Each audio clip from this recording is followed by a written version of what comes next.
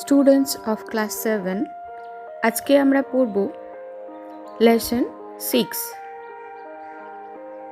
পোয়েমের নাম the vagabond. The vagabond. Vagabond শব্দটির অর্থ হল ভবঘুরে। যারা এক জায়গা থেকে আরেক জায়গায় ঘুরে বেড়ান কোনো উদ্দেশ্য ছাড়াই, শুধুমাত্র প্রকৃতির টানে। ঠিক কাদেরকে বলা হয় এই ভবঘুরে? আমাদের সমাজে এমন কিছু ব্যক্তিরা রয়েছেন যারা সমাজের গতানুগতিকতাকে মন থেকে ঠিক মেনে নিতে পারেন না। ঈশ্বর বা স্রষ্টার সবচেয়ে সুন্দর সৃষ্টি তো এই প্রকৃতি। সেই সুন্দর প্রকৃতির বুকে নিজেকে বিলীন করতে চান।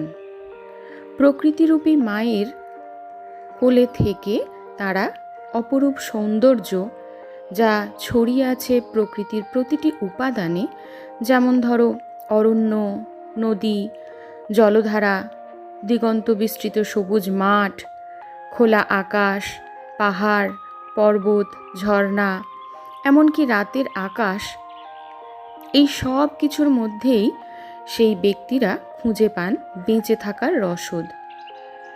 কিন্তু আমরা সাধারণ মানুষেরা, যারা সামাজিক রীতিনীতি, অনুশাসন, ঐশ্বর্য, সম্পদ, সুখ, বিলাসিতার ধারাবাহিকতাকে জীবনের আসল অর্থ বলে ভাবি, তাদের কাছে কিন্তু ওই ভবঘুরেরা তেমন কোনো মর্যাদা পান না। আমরা তাদের খানিকটা বোকা বা খ্যাপা এইসব বলেই ভেবে থাকি। কেন? কারণ তারা জীবনের সুখ, বিলাসিতা, ঐশ্বর্য, সম্পদ কোনো কিছুকেই খুব একটা গুরুত্ব দেন না, নিজের খেয়ালে চলেন। সেই চলার মধ্যে তারা খুঁজে পান এক অদ্ভুত সুন্দর তৃপ্তি, সুখ, এক আনন্দ, পরিপূর্ণতা। এই কবিতায় কবিও কিন্তু সেই অনুভূতিকেই মনে মনে লালন করেন। যার প্রতিচ্ছবি আমরা দেখতে পাই তার লেখা বহু গল্প, কবিতায়, সাহিত্যে। কবি নিজেও কিন্তু ছিলেন ভ্রমণ পিপাসু, আর সেই তৃষ্ণা বা সেই ঘুরে বেড়ানোর যে চাহিদা, তার ছাপ রয়েছে তার লেখা এই কবিতাটিতেও। তাই আমাদের কবিতা শুরু করার আগে কবি পরিচিতির অংশটুকু তোমাদের বইয়ে লেখা রয়েছে, পেজ নাম্বার 54-এ, সেটি একটু পড়ে নেওয়া প্রয়োজন। কেমন? কি বলা হয়েছে? দ্য ভ্যাগাবন্ড, অর্থাৎ ভ্যাগাবন্ড সম্পর্কে আমরা যা জানলাম, ভ্যাগাবন্ড হচ্ছেন সেই ব্যক্তি যারা বিভিন্ন জায়গায় নিজেদের খেয়াল খুশি অনুযায়ী ঘুরে বেড়ান, তাই তো? Those persons who wander from one place to another aimlessly, having no shelter. They don't have any desire to achieve shelter, food, friends, wealth or anything else. ঠিক আছে? এই কবিতাটির কবি হলেন রবার্ট লুইস স্টিভেনসন। ওনার সম্পর্কে দেখো কি লেখা রয়েছে। বলা হয়েছে, রবার্ট লুইস বালফোর স্টিভেনসন ওয়াজ আ স্কটিশ পোয়েট। এই কবি একজন স্কটল্যান্ডের অধিবাসী ছিলেন। কেমন? সেই জন্য স্কটিশ পোয়েট বলা হয়েছে। তার জন্ম হয় 1850 খ্রিস্টাব্দে এবং 1894 খ্রিস্টাব্দে তিনি পরলোক গমন করেন।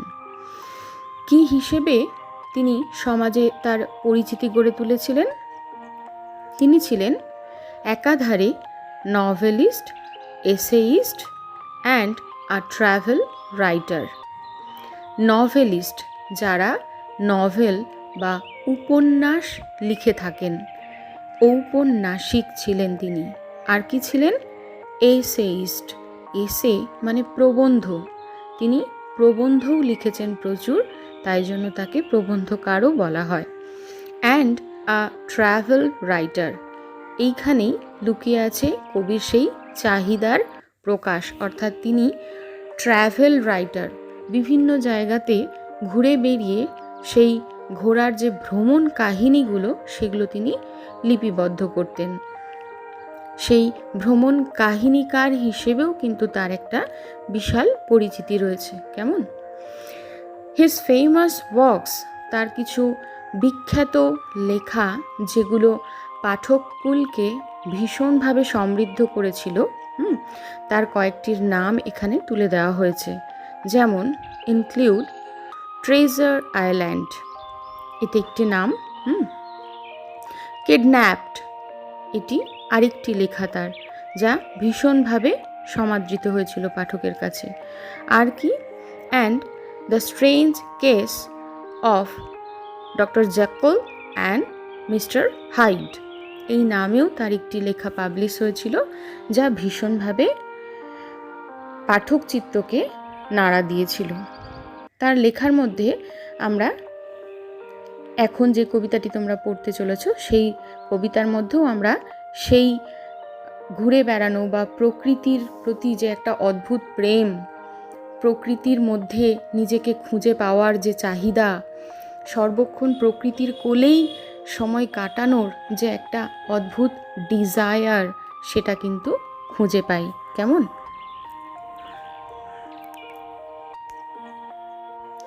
এই কবিতাটি কবি মোট 4টি স্ট্যানজায় লিখেছেন। তার মধ্যে প্রতিটি স্ট্যানজাতে খেয়াল করবে তোমরা মোট 8 লাইন করে রয়েছে। কেমন? দ্বিতীয় স্ট্যানজার সঙ্গে চতুর্থ স্ট্যানজা অর্থাৎ শেষ স্ট্যানজার ভীষণ মিল রয়েছে। কেন রয়েছে সেটা কবিতাটি পড়তে পড়তে আমরা জানব। কেমন? কি বলেছে একটু দেখা যাক। Give to me the life I love, let the lave go by me, give the jolly heaven above and the byway nigh me. Give to me, আমাকে দাও, দ্য লাইফ, সেই জীবন, আই লাভ, যে জীবন আমি পছন্দ করি, আমি ভালোবাসি। Let the lave go by me, lave মানে হচ্ছে জলধারা, ছোট নদীকে বোঝানো হয়েছে, স্ট্রিম, শাখা নদী, যে নদীগুলো বড় নদী থেকে বেরিয়ে আসে সেই নদীগুলোকে ল্যাভ বলা হয়। বলছেন let the lave go by me, সেই রকম ছোট নদী বা জলধারাকে আমার পাশ দিয়ে বয়ে যেতে দাও, go by me. Give the jolly heaven above, jolly অর্থাৎ প্রাণবন্ত বা আনন্দময়, হেভেন সাধারণ অর্থে হেভেন বলতে আমরা স্বর্গকে বুঝিয়ে থাকি, এখানে স্বর্গ বলতে আকাশকে বোঝানো হয়েছে। সেরকমই একটি খোলা মুক্ত আকাশ, যে আকাশ আমাকে আনন্দ দেয়, তৃপ্তি দেয়, সেরকম একটি আকাশ যেন আমার মাথার উপরে সবসময় থাকে, সেটা তুমি আমায় দাও। গিভ অর্থাৎ দিতে বলছেন, কাকে? না স্রষ্টাকে, যিনি সৃষ্টি করেছেন, যিনি ঈশ্বর, তাকে। আর কি? And the byway nigh me, বাইওয়ে মানে হচ্ছে সরু পায়ে হেঁটে চলা পথ, অর্থাৎ গ্রামগঞ্জে দেখবে খেয়াল করে কোনো বনভূমির মধ্যে দিয়ে অনেক দিন ধরে হাঁটতে হাঁটতে সেখানে একটা পদচিহ্ন সৃষ্টি হয় এবং সেই পদচিহ্ন অঙ্কিত একটি ছোট রাস্তা তৈরি হয়ে যায়, যেটাকে আমরা শর্টকাট ওয়ে বলে থাকি। ঠিক আছে, সেগুলোকে বাইওয়ে বলা হয়। নাই মানে হচ্ছে নিয়ার, অর্থাৎ কাছে, আমার কাছে। তাহলে এই প্রথম 4 লাইনে কি বলা হয়েছে? আমাকে সেরকম একটি জীবন তুমি দাও যে জীবন আমার কাছে খুব কাম্য। কীরকম হবে সেই জীবন? সেখানে একটি ছোট নদী সবসময় আমার পাশ দিয়ে বয়ে যাবে, আমার মাথার উপরে থাকবে খোলা আকাশ, যে আকাশের দিকে তাকালে আমার মন মুগ্ধ হয়ে উঠবে। আর কি থাকবে? আমার পাশ দিয়ে যাওয়া একটি ছোট পায়ে হাঁটা পথ বা রাস্তা, অর্থাৎ একদম প্রকৃতির কোল বলতে আমরা যা বুঝি সেটাকে বোঝানো হয়েছে। সেই রকম একটি পরিবেশ বাঁচার জন্য আমি চাই। আর কি বলা হচ্ছে পরের টুকুতে? Bed in the bush with stars to see, braid I deep in the river. There's the life for a man like me, there's the life forever. কি বলা হচ্ছে?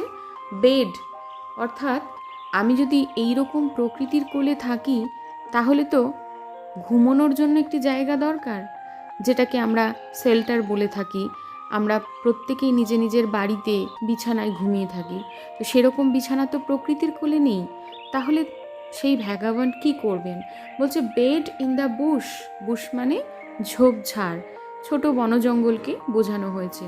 সেরকম ঝোপঝাড়ের মধ্যে উইথ স্টার্স টু সি, অর্থাৎ সেই ঝোপঝাড় নিচে যে জঙ্গলগুলো থাকবে সেই জঙ্গলকেই আমি আমার বিছানায় পরিণত করব। আর সেই বিছানায় যখন আমি ঘুমোবো বা শুবো, যদি চিত হয়ে শোয়া যায় তাহলে দেখবে ওপরের সেই খোলা আকাশকে দেখতে পাওয়া যায়। এবং বেডে মানুষ যখন শয় তখন সেটা কি হয়? জেনারেলি রাত্রেবেলা। আর রাত্রেবেলা সেই আকাশে কি দেখা যাবে? স্টার্স, অর্থাৎ তারা খচিত যে আকাশ, সে আকাশকে আমি বিছানায় শুয়ে যেন দেখতে পাই। সেই বিছানা হবে ঝোপঝাড় এবং সেই ঝোপঝাড়ের মধ্যে শুয়ে আমি মাথার উপরে সেই তারাখচিত আকাশকে যেন দেখতে পাই। আর কি করব? Bread I deep in the river. Bread অর্থাৎ রুটি। মানুষের বেঁচে থাকার জন্য খাদ্যের প্রয়োজন, আর সেই প্রধান খাদ্য যখন রুটি, তখন সেই রুটিটা খাওয়ার জন্য তো কিছু অন্তত সবজি বা কিছু তো লাগে। সেই জন্য ভ্যাগাবন বলছে যে না, খাবারের জন্য শুধু রুটিটুকু হলেই আমার হবে, তার জন্য কোনো সবজি বা মিষ্টান্ন তার কোনো প্রয়োজন আমার নেই। তাহলে রুটিটা খাবে কিভাবে সেই ভ্যাগাবন? বলছে I deep in the river, নদীর জলে সেটাকে ডিপ করব। ডিপ মানে চুবিয়ে নেওয়া, অর্থাৎ রুটিকে নরম করে নেওয়ার জন্য চিবোতে যাতে সহজ হয় সেটা করার জন্য সেই নদীর জলের মধ্যেই সেই ভ্যাগাবন তার খাদ্যটিকে অর্থাৎ রুটিকে তিনি চুবিয়ে খাবেন। There's the life for a man like me, সেই রকম জীবনই হবে আমার মতো একটি মানুষের কাছে একটি পরম তৃপ্তির জীবন। There's the life for ever, এবং এই তৃপ্তির জীবন যেন আমার কাছে থাকে ফর এভার, চিরকালীনভাবে, চিরন্তনভাবে যেন সেই জীবনকে আমি পাই, যে জীবনে বাহ্যিক আনুষাঙ্গিক কোনো শব্দ বা চাঞ্চল্য থাকবে না। সেই জীবন হবে আমার কাছে তৃপ্তিদায়ক শান্তির জীবন, যে জীবনে আমি শুধুমাত্র পাবো প্রকৃতি মায়ের কোলকে, এবং সেই প্রকৃতির প্রত্যেকটা উপাদানকে আমি সম্পূর্ণভাবে উপভোগ করতে চাই আমার সারা জীবন ধরে। এমনই একটি জীবন আমার মতো মানুষকে, অর্থাৎ আমার মতো ভ্যাগাবানকে তুমি দাও হে ঈশ্বর। দ্বিতীয় স্ট্যাঞ্জায় কি বলা হয়েছে দেখো। Let the blow fall soon or late, let what will be over me, give the face of earth around, and the road before me. প্রথম 4 লাইনে কি বলছে দেখো। Let the blow, blow মানে হচ্ছে বাধা, বিপত্তি, নানা ধরনের অসুবিধে। সেই অসুবিধে ফল সুন অর লেট, আমার জীবনে আসতে দাও, তাড়াতাড়ি অথবা ধীরে। প্রথম লাইনটাতে কি বলতে চাইছেন কবি? প্রত্যেকটা মানুষের জীবন যখন রয়েছে তখন তাতে নানা ধরনের বাধা বিপত্তি আঘাত আসেই, এবং সেই বাধা বিপত্তিগুলোকে আমরা নিজের অভিজ্ঞতা দিয়ে সেগুলোকে কাটিয়ে উঠে সামনের দিকে এগিয়ে যাই। এটা প্রতিটা মানুষের জীবনেই যে কোনো সময়ে যে কোনো মুহূর্তে এরকম ধরনের বাধা বিপত্তির সম্মুখীন হতে হয় মানুষকে। সেই বাধার কথাই এখানে বলা হচ্ছে, let the blow fall soon or late. সেই রকম কোনো বাধা বিপত্তি সেটা মৃত্যুর রূপেও কিন্তু আসতে পারে। তো সেই মৃত্যু যদি আসে তাহলে সেটা তো প্রত্যেকের জীবনেই আসে, আজ না হলে কাল প্রত্যেকটা মানুষকেই তো মারা যেতে হয়। তো সেটাই এখানে ভ্যাগাবন্ড বলছে যে সেই রকম মৃত্যু বা কোনো বড় রকমের কোনো বিপত্তি যদি আমার জীবনে আসে, সেটা এখনই আসুক বা পরে, তার জন্য কিন্তু আমি মানসিকভাবে প্রস্তুত। আসতে দাও সেরকম বাধা বিপত্তিকে বা কোনো বিপদকে, তার জন্য আমি প্রস্তুত। Let what will be over me, বলছে আমার উপরে যা হয় সেটা হতে দাও। ওভার, দেখো ও অ্যাপোস্ট্রফি ই আর, পুরো শব্দটা হলো OVER, ওভার। অর্থাৎ বলা হচ্ছে যে আমার উপরে যত ধরনের বাধা বিপত্তি বা কোনো বিপদ আসুক সেটাকে আমি মেনে নিতে বা স্বাগত জানাতে প্রস্তুত রয়েছি। তার জন্য আমি ভয় পাই না বা পাচ্ছি না। আর কি বলছে? Give the face of earth around, পৃথিবীর মুখ আমার দিকে যেন সবসময় ঘুরে থাকে। এই যে পৃথিবীর মুখ, ফেস অফ আর্থ, এখানে কিন্তু আর্থ পৃথিবী প্রকৃতি অর্থে ব্যবহার করা হয়েছে, ঠিক আছে? ফেস অফ আর্থ বলতে এখানে সম্পূর্ণ প্রকৃতিকে বোঝানো হচ্ছে। বলছে give the face of earth around, অর্থাৎ আমার চারিপাশে আমাকে ঘিরে যেন সেই প্রকৃতি সবসময় তার কোলের মধ্যে আমাকে রাখে। আমি যেন সেই প্রকৃতিকে আমার চারিপাশে প্রতিটা ক্ষণে দেখতে পাই, অনুভব করতে পারি, এমনটা যেন আমার সঙ্গে হয়। আর কি? And the road before me, এবং আমার সামনে সেই পায়ে হাঁটা যে পথ, যে পথে আমি বিভিন্ন প্রান্তে, প্রকৃতির এক প্রান্ত থেকে আরেক প্রান্তে যেতে পারবো, সেরকম পথ যেন প্রশস্ত থাকে সব সময় আমার সামনে। কেমন? পরের 4 লাইনে কি বলছে? Wealth I seek not, hope nor love, nor a friend to know me, all I seek the heaven above and the road below me. Wealth অর্থাৎ সম্পদ, আই সিক নট, সিক মানে চাওয়া, কোনো কিছুকে খুব গভীরভাবে মানুষ যখন চায় সেটাকে সিক বলা হয়। বলছে ভগবান বলছে ওয়েলথ, সম্পদ কিন্তু আমি চাই না। আর কি বলছে? হোপ নর লাভ, কেউ আমাকে ভালোবাসবে সেরকম ভালোবাসার চাহিদা বা আশাও কিন্তু আমার নেই। কোনো মানুষের ভালোবাসা পাওয়ার জন্য যে একটা আকাঙ্ক্ষা বা একটা লোভ, চাহিদা, সেটাও কিন্তু আমার নেই। নর a friend to know me, এমন একটা বন্ধুও আমার চাহিদার মধ্যে নেই যে আমাকে খুব ভালোভাবে জানবে। আমরা কিন্তু প্রত্যেকেই চাই আমাদের জীবনে অন্ততপক্ষে কোনো একজন বন্ধু থাকে যে আমাদেরকে খুব ভালোভাবে জানবে, বুঝবে, আমাদের কথা শুনবে। অর্থাৎ একটা বন্ধু পাওয়ার চাহিদা কিন্তু প্রত্যেকটা মানুষেরই থাকে। ভগবান বলছে সেরকম কোনো বন্ধু যে আমাকে খুব ভালো বুঝবে, জানবে, এমন কোনো প্রিয়জন বা বন্ধুকেও কিন্তু আমি চাই না, সেটাও আমার লোভ নয়।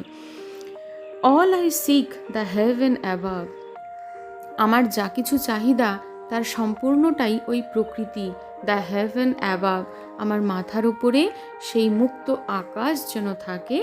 আর কি? And the road below me, এবং আমার পায়ের নিচে সেই প্রকৃতির বুকে পায়ে হাঁটা পথের যে সেই পথ, সেই পথটুকু যেন আমি সর্বক্ষণ খুঁজে পাই।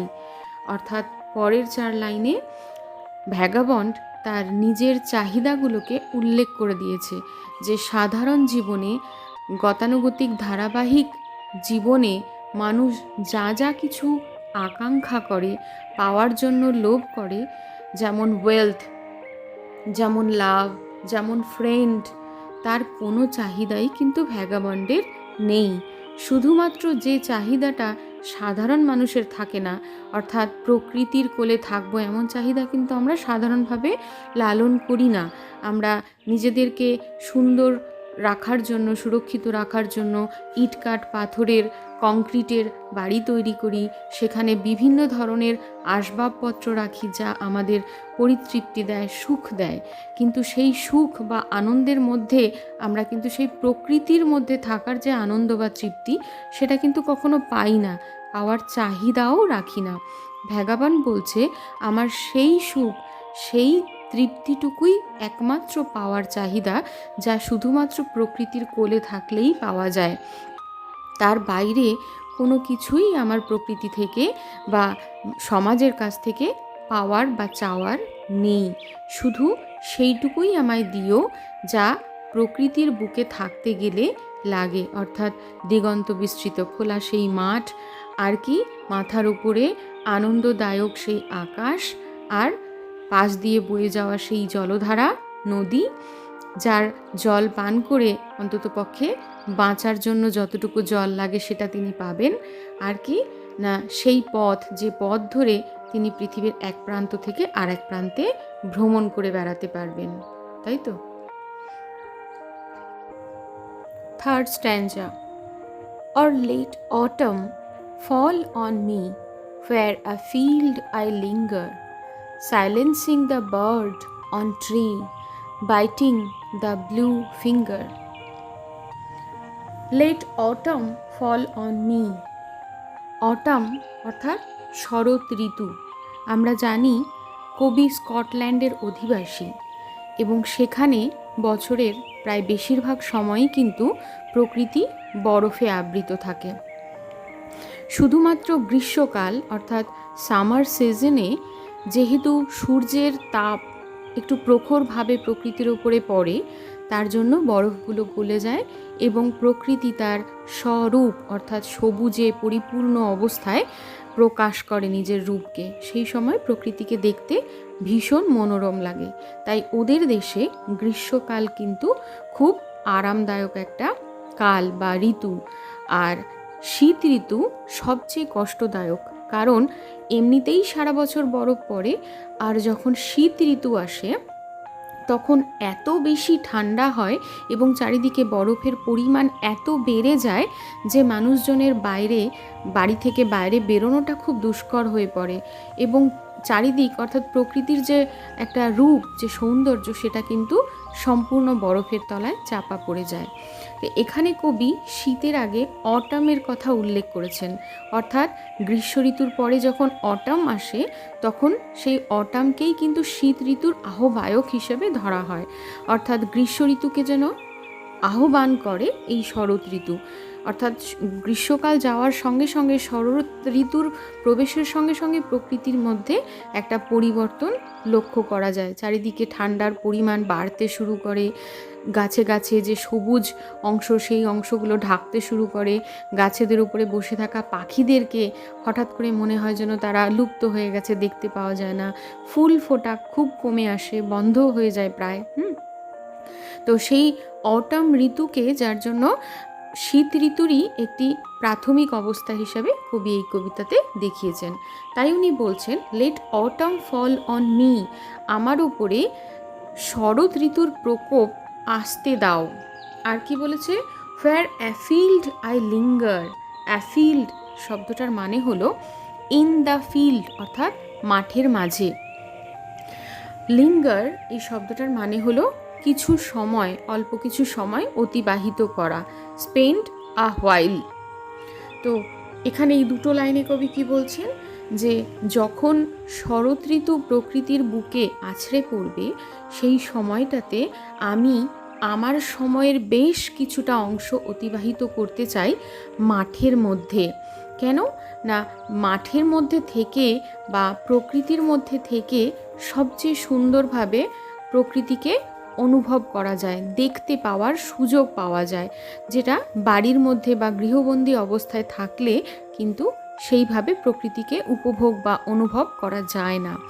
তাই কবি এই কথা বলছেন যে আমি আমার সময়ের বেশ কিছুটা অংশ মাঠের মধ্যেই থেকে কাটাতে চাই, যখন শরৎ ঋতু প্রকৃতির বুকে প্রবেশ করবে।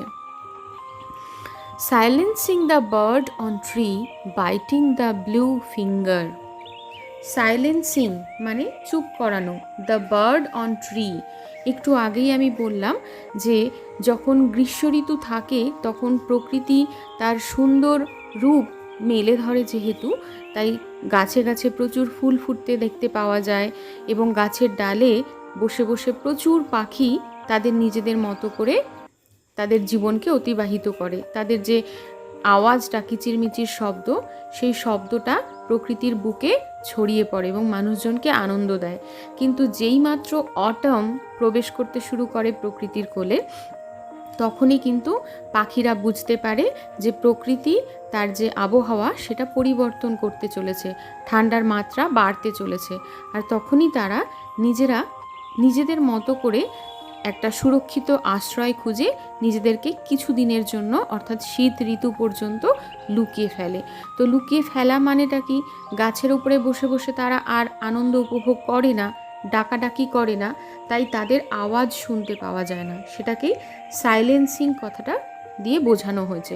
অর্থাৎ গাছেদের মধ্যে যে পাখিদের ডাক এতদিন শোনা গিয়েছে, সেই ডাক আর যেন শোনা যায় না, চারিদিক যেন স্তব্ধ হয়ে যায়। আর কি বলেছে? Biting the blue finger. এখানে বাইট মানে হচ্ছে কামড় বসানো, আর ব্লু ফিঙ্গার নীল আঙুল, অর্থাৎ আঙুল তো নীল হয় না। যখন প্রচণ্ড ঠান্ডা পড়ে তখন সেই ঠান্ডায় বা বরফের মধ্যে অনেকক্ষণ হাত দিয়ে রাখলে খেয়াল করে দেখবে যে আঙুলগুলো, সামনের অংশটুকু, ডগাগুলো কেমন যেন ফ্যাকাশে হয়ে যায়, কালারলেস হয়ে যায়। তো সেটাকেই এখানে কবি বোঝাতে চেয়েছেন যে শীতের প্রচণ্ড প্রকোপে যেন মানে আঙুলের মধ্যে সেই ঠান্ডাটা কামড় বসায়।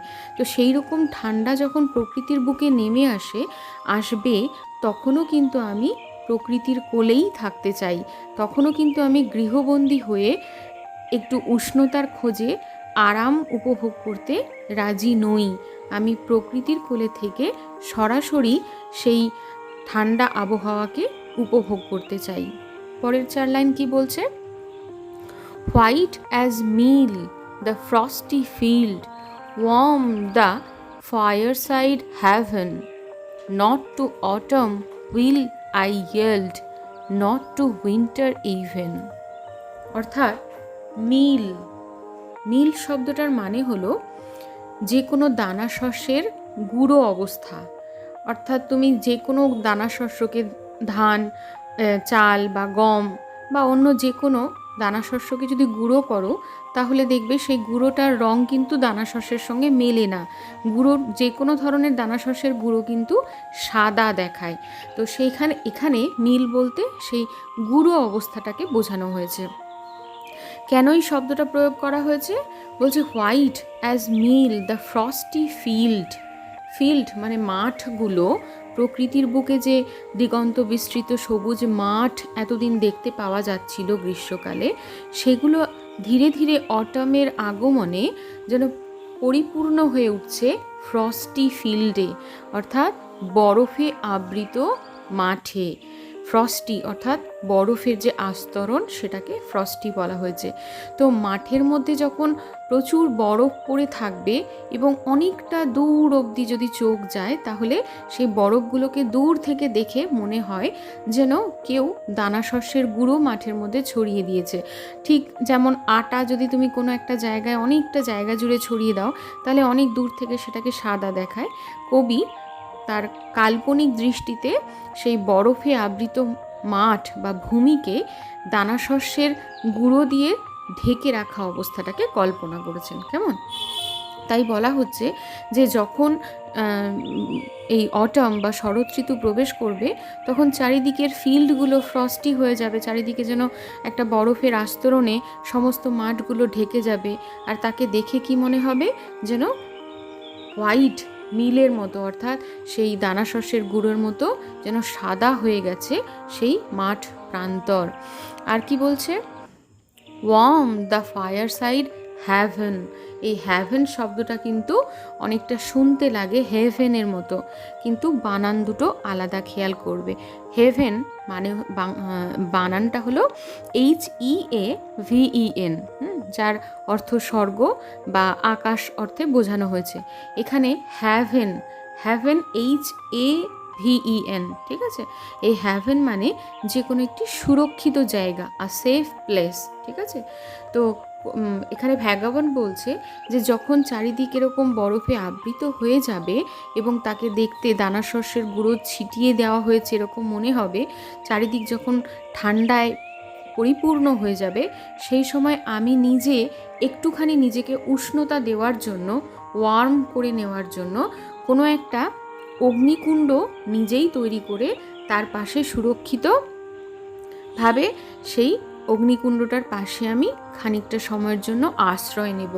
যখন খুব ঠান্ডায় আমি কাতর হয়ে যাব আর ঠান্ডাকে সহ্য হচ্ছে না বলে মনে হবে, ঠিক সেই সময় আমি কোনো ফায়ার সাইড হ্যাভেনে, অর্থাৎ কোনো উষ্ণ সুরক্ষিত জায়গাতে খানিকটা সময়ের জন্য আশ্রয় নেব। তারপরে কি বলছে? Not to autumn will I yield, not to winter even. Yield শব্দটার মানে হলো সারেন্ডার করা, অর্থাৎ মাথা নত করা। এখানে ভ্যাগাবন বলছে যে সেই রকম শরৎ ঋতুর আগমনে যখন প্রকৃতি সম্পূর্ণভাবে একটু একটু শীতের প্রকোপের দিকে এগিয়ে যাবে এবং মানুষজন রাস্তায় চলাচল বন্ধ করে দেবে, তারা নিজেদের বাড়িতে সুরক্ষিত জায়গায় আশ্রয় নেবে, আমি কিন্তু তাদের মতো করে সেই সুরক্ষার আশ্রয়স্থল খুঁজব না। আমি কিন্তু এই প্রকৃতির বুকেই তখনও থাকতে চাই। এই প্রকৃতিরই তো বিভিন্ন রূপ, একটা রূপ যেরকম গ্রীষ্মকালের সৌন্দর্য, আবার অপরূপ ঠান্ডায় আবৃত, বরফে আবৃত একটি পরিবেশ। তো সেই রূপটাকেও কিন্তু আমি প্রকৃতির বুকে থেকেই অনুভব করতে চাই। অন্য মানুষদের মতো নিজেকে শুধুমাত্র সুরক্ষিত করার জন্য গৃহবন্দী করতে কিন্তু আমি রাজি নই। তাই আমি প্রকৃতির বুকে থেকেই সেই সৌন্দর্যকে উপভোগ করার জন্য সম্পূর্ণভাবে প্রস্তুত। তাই আমি না অটমের কাছে কখনো মাথা নত করব, নাই উইন্টারের কাছে করব। উইন্টার মানে প্রকট শীত বলতে যেই সময়টাকে বোঝায়, চারিদিকে বরফের মোটা আস্তরণ পড়ে যায় এবং মানুষের পক্ষে তখন বাড়ির বাইরে সময় কাটানোটাই একটা বিড়ম্বনা হয়ে দাঁড়ায়। খুব প্রয়োজন ছাড়া মানুষ বাড়ির বাইরে বেরোয় না। সেই সময়টাতেও ভ্যাগাবন বলছে যে আমি প্রকৃতির বুকে থেকেই এই প্রকৃতির বিভিন্ন যে রূপ, সময়ের ঋতুর অনুযায়ী যে চেঞ্জেসগুলো, যে পরিবর্তনগুলো, সেগুলোকে আমি উপভোগ করতে চাই। আমি কখনোই নিজেকে গৃহবন্দী করতে চাই না। তার জন্য যদি খুব কষ্ট হয় তাহলে কিছু মুহূর্তের জন্য কোনো একটি উষ্ণ জায়গাতে একটু সময়ের জন্য আশ্রয় নেব, কিন্তু তারপরেও আমি আবার প্রকৃতির কোলেই থাকতে চাই এবং প্রকৃতিকে সম্পূর্ণভাবে উপভোগ করতে চাই, একটুও অটামের কাছে মাথা নত না করে বা শীত ঋতুর কাছে মাথা নত না করে। 4 নম্বর স্ট্যাঞ্জা বা কবিতার শেষ স্ট্যাঞ্জা, দেখো খেয়াল করে সেকেন্ড স্ট্যাঞ্জার সঙ্গে একটা সিমিলারিটি রয়েছে। আগে পড়া যাক। বলছে, let the blow fall soon or late, let what will be over me give the face of earth around and the road before me. Blow একইভাবে troubles and challenges, অর্থাৎ যেটা সেকেন্ড স্ট্যাঞ্জাতেও বলা হয়েছিল, বিভিন্ন ধরনের সমস্যা বা বাধা বিপত্তি, সেটাকে বোঝানো হয়েছে। Let the blow fall soon or late, আমার ওপরে যে কোনো ধরনের বাধা বিপত্তি বিপদ আসতে দাও, সেটা খুব তাড়াতাড়ি হোক বা দেরিতেই হোক, কিন্তু সেটা আসলেও আমি তার জন্য প্রস্তুত। Let what will be over me, আমার ওপরে কি ঘটনা ঘটছে, অর্থাৎ প্রকৃতি আমাকে কি রূপে পানিশমেন্ট দিচ্ছে, সেটার জন্য আমি সবসময় প্রস্তুত। যদি সেই ব্লোটা মৃত্যুও হয় মৃত্যু রূপেও যদি আমার কাছে সেটা আসে, তাকেও আমি স্বাগত জানাতে সবসময়ই প্রস্তুত। Give the face of earth around, পৃথিবীর মুখ শুধু যেন আমার দিকে ঘুরে থাকে, অর্থাৎ আমি প্রকৃতির সেই কোলটাকে যেন প্রতি মুহূর্তে অনুভব করতে পারি আমার চতুর্পাশে। And the road before me, এবং আমার সামনে সেই চলার পথ যেন সবসময় বিস্তৃত থাকে, সে পথ যেন কখনোই থেমে না যায়। আমি প্রকৃতির এক প্রান্ত থেকে আর এক প্রান্ত ঘুরে ঘুরে প্রকৃতির যে রূপ, যে সৌন্দর্য, যে ভালোবাসা অনুভব করতে চাইছি, সেটা যেন আমি প্রতি মুহূর্তে করতে পারি। তার জন্য যদি কোনো বাধা বিপত্তি, ভয়ঙ্কর কোনো সমস্যার সম্মুখীনও আমাকে হতে হয়, তার জন্যেও আমি সবসময় প্রস্তুত আছি। যে কোনোভাবেই যে কোনো বিপত্তিকে তার সামনাসামনি হতে গেলে যে সাহস, যে মনোবল দরকার, সেটা আমার রয়েছে। তারপরে কি বলছে? Wealth I ask not, hope nor love, nor a friend to know me, all I ask the haven above and the road below me. অর্থাৎ ওয়েলথ আই আস্ক নট, সম্পদ আমি চাই না, সম্পদের প্রতি আমার কোনো চাহিদা নেই। শুধু সেকেন্ড স্ট্যান্জার সঙ্গে খেয়াল করবে, সেকেন্ড স্ট্যান্জায় ছিল ওয়েলথ আই সিক নট, এখানে আস্ক নট বলা হয়েছে, দুটোর অর্থ কিন্তু একই, অর্থাৎ সম্পদের চাহিদা আমার নেই। হোপ নর লাভ, অর্থাৎ কোনো ভালোবাসা, কোনো প্রিয় মানুষের ভালোবাসাকেও আমি আশা করি না, সেই ভালোবাসা পাওয়ার জন্য যে একটা আশা, সেই প্রত্যাশাটা আমার নেই। নর a friend to know me, এবং আমাকে জানবে এমন কোনো বন্ধু আমার জীবনে আসুক, সেই চাহিদাও আমার নেই। শুধু আমি কি চাই? All I ask the haven above and the road below me, আমি শুধুমাত্র এইটুকুই চাই।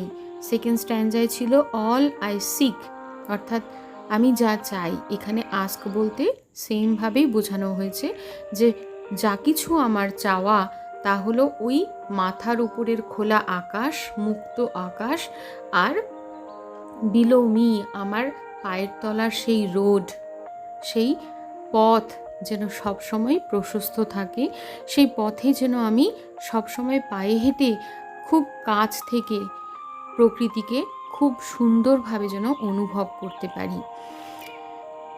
এই অংশটুকু কেন কবি দ্বিতীয় স্ট্যান্জার সঙ্গে রিপিট করেছেন, এটা একটা প্রশ্ন।